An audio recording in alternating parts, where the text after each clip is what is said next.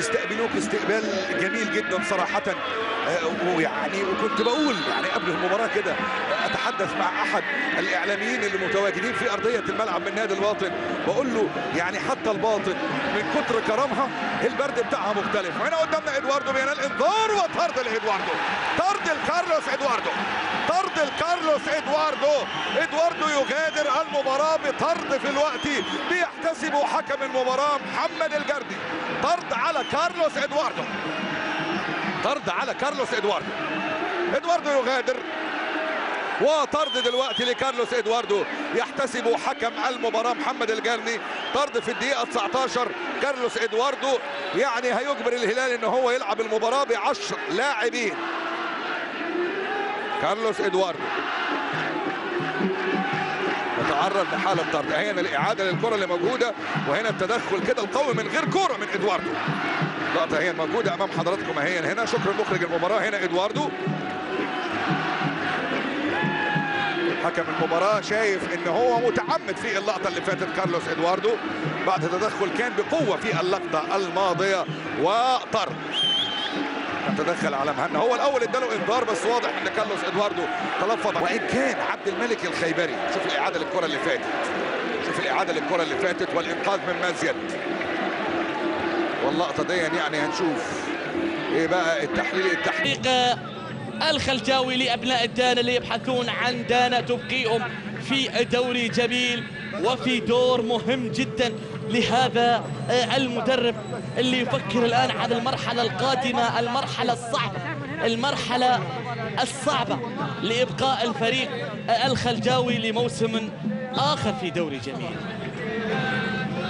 بما هنا جانب المدافع أكرم عادت من جديد، كهربا يسقط، الحكم يشير إلى خطأ لمصلحة كهربا، كهربا يطلبها، سيد المولد يحتج على حكم المباراة خالد الطريف، القرار لا يعجب لاعبي رائد التحدي، الحكم يشير إلى خطأ في اللقطة الماضية.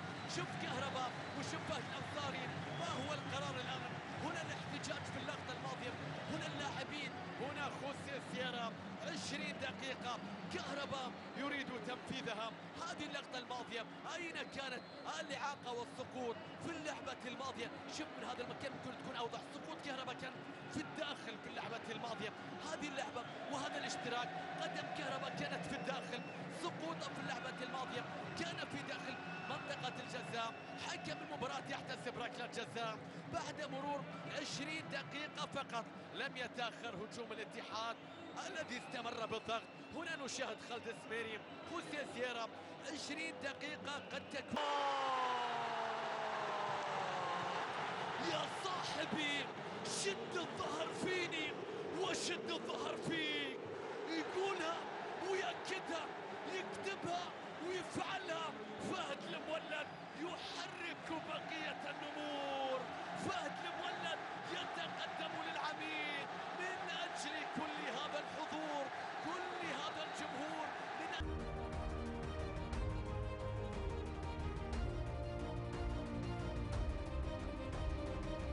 تجد لها ثغرة ومساحة في انوبة كهربا. يا رب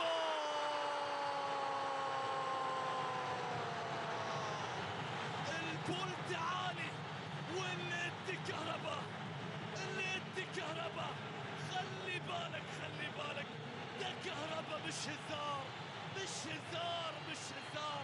هداف الفريق، هداف العميد، كهربا يظهر وكأنه يقول أنا بتاعك يا عميد، أنا بتاعك يا عميد. في انوبة أي صناعة، كهربا أي نهاية، هو بتاع العميد، هو ذراع العميد، رماها باليسرى. الله على الكرة، الكرة في الشباك، يعودون سريعا. النتيجة 2-2، يقولهم لسه في لاعبيك في وقت مبكر. الصمود أمام هذه الجماهير من الصعب جدا. الله على هذا المشهد، إنهم الآن يقدمون لوحة في منتهى الروعة، لوحة مليئة بالذهب، لوحة الرايد يستحق الاحترام والتقدير. طيب خالد، قبل يعني لا ندخل بتفاصيل يعني فنية واكيد حنخليها بعد شوي، لكن ايش اللي حدث في الرائد في البداية؟ هي تشكيلة التغيير حتى يعني ما أعتقد كان مؤثر في البداية. هدفين سريعين في أول 5 دقائق. لا يعني الرائد هذا شكله قلت له لن يغير طريقة لعبه، لأن هي الطريقة اللي تنجح أمام فرق بقيمة الاتحاد، الهلال، النصر، الأهلي، يلعب بهذه الطريقة، هي الطريقة اللي تنجح أما المناطق الدفاعية، ومن ثم يفكر في هجمة مرتدة أو موقف ثابت. اللي حصل الزيادة أصبحت أكثر في الهجمات المرتدة في الشوط الثاني لفريق الرائد، ومع ذلك ما زال متماسك. لذلك ترى لم نشاهد الفرص الكثيرة للاتحاد في الشوط الثاني كما الشوط الأول، سيطرة مع فرص قليلة، في سيطرة الاتحاد كأرقام مع فرص قليلة. هذه الإثارة قلت لك في كل مباريات الاتحاد، وهو المقلق للاتحاد. معدل الأهداف سهل فهد، خليه فهد المولد لازم دائما مع الجمهور في علاقة ود يعني بين فهد المولد واغلب لاعبي الاتحاد. نور الجديد بالنسبة للاتحاد، يستاهل فهد على ما قدم خلال هذا الموسم، على عطاء روحه تميزه. يعني تحس بصراحة في بعض النقاط تأتي عن طريق اللاعبين، في بعض النقاط تأتي عن طريق الجمهور.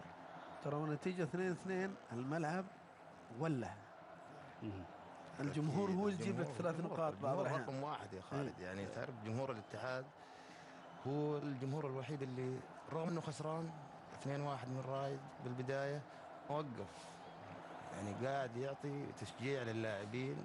احنا بالاستديو هنا نسمع كل شيء، يعني ودك الواحد يلعب يرجع يلعب. القصور الفني